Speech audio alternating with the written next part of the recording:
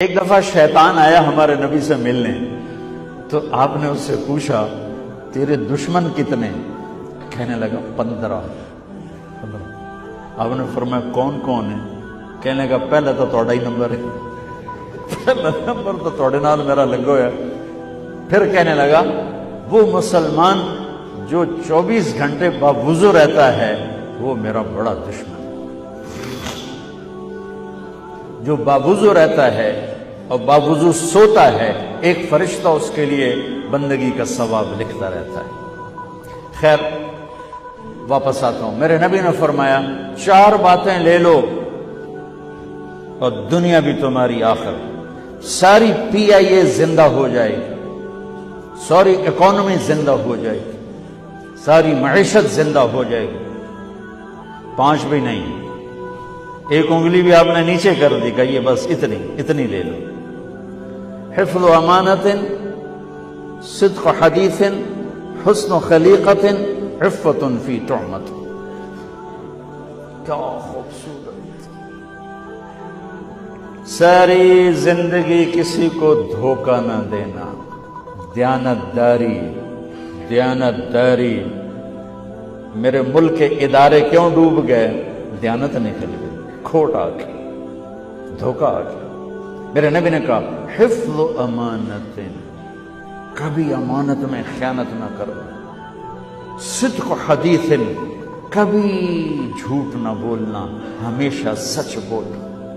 میرے نبی نے فرمایا میرا امتی ہر گناہ کر سکتا ہے، 2 نہیں کر سکتا، ایک جھوٹ کبھی نہیں بولے گا، ایک دھوکہ کبھی نہیں دے گا۔ میرے نبی کی 2 صفتیں ہائی لائٹ ہوئیں، صادق اور بولو کیا ہیں؟ کوئی اور بھی تو ہو سکتی تھی، جس سے مشہور کیا، کعبہ قوسین بھی تو ہے، اور ادنا بھی تو ہے، واللیل بھی تو ہے سیاہ زلفوں والا، والضحیٰ بھی تو ہے روشن چہرے والا۔ کس سے مشہور کیا؟ صادق امین۔ اگر آپ مجھ سے سوال کرو، میں ممبر رسول پہ بیٹھا ہوں کہ مولانا صاحب سارے دین کو 2 لفظوں میں بتاؤ، ساری شریعت کو، تو میرے پاس 2 لفظ ہیں، سچائی اور امانت داری۔ آپ مجھ سے سوال کرو مولانا صاحب ساری دنیا کے کفر کو بتاؤ، تو میرے پاس 2 لفظ ہیں، جھوٹ اور دھوکے بازی۔ جھوٹ اور خیانت، پوری دنیا کا کفر ان کے اندر چھپا ہوا ہے، سچائی اور دیانتداری، پوری دنیا کا اسلام اس کے اندر چھپا ہوا ہے۔ دیانت اور سچائی یہ بیج کی طرح ہے، اور پورا اسلام پھر باغ بن کے پھلتا پھولتا ہے۔ جھوٹ اور دھوکہ یہ بھی بیج کی طرح ہے، پھر اس سے کفر کا جنگل کانٹوں بھرا جنم لیتا ہے۔ میرے معاشرے سے جھوٹ نکل جائے، دھوکہ نکل جائے، یہ پاکستان جنت کا ٹکڑا ہے۔ اور یہ حکومت کے بس کا نہیں ہے کہ وہ سب کو سچ بلوائے، یہ مجھے کرنا ہے، مجھے کرنا ہے، میں نے اور آپ نے اس کو شروع کرنا ہے۔ حضرت جریر بن عبداللہ یہ یمن کے شہزادے تھے، آخری حج پہ مسلمان ہوئے۔ اپنے نوکر سے فرمایا گھوڑا خرید کے لا، میں پیسے یہاں پیمنٹ کروں گا۔ وہ منڈی میں گیا، 300 روپے کا گھوڑا لے کر آیا۔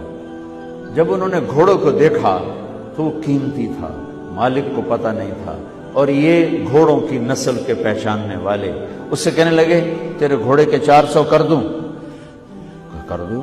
بڑا حیران ہو کے دیکھنے لگا، ہے کہ آپ تو مجھے چیز خریدنی ہے تو میں گھٹاتا ہوں، اور اجمل نے بیچنی ہے تو یہ اس کی قیمت بڑھاتا ہے، اور یہاں خریدار کہہ رہا ہے 400 کر دوں؟ وہ کہنے لگے کر دوں۔ 500 کر دوں؟ کہنے لگا کر دو۔ 600 کر دوں؟ اور وہ تھوڑا تھوڑا گھبرانے لگا، بھئی یہ چکر کی ہے۔ 700 کر دوں؟ 800 کر دوں؟ وہ کہنے لگا حضور تسی لینا تو لو، پر میرا مزہ آتا نا تسی اٹھاؤ، کدی لین والے بھی پیسے بتائے، تسی میں نے 300 دے میں جاواں، کہنے کہ اس کو 800 دے دو اور گھوڑا باندھ دو۔ وہ حیران خوشی سے چھلانگے مارتا ہوا گیا۔ تو جب وہ چلا گیا تو نوکر نے پوچھا میں جب 300 میں سودا کر کے آیا تھا تو 500 کس خوشی میں بڑھائیں؟ فرمایا میرے بھائی اس کے گھوڑے کی قیمت 800 تھی، 300 نہیں تھی، اور میں نے نبی کے ہاتھوں میں ہاتھ دے کے یہ وعدہ کیا تھا زندگی بھر کسی کو دھوکہ نہیں دوں گا، سب کی خیر خواہشاں۔ تو بھائیو میرے اداروں میں کس ٹیلنٹ کی کمی نہیں، صلاحیتوں کی کمی نہیں، دیانت کی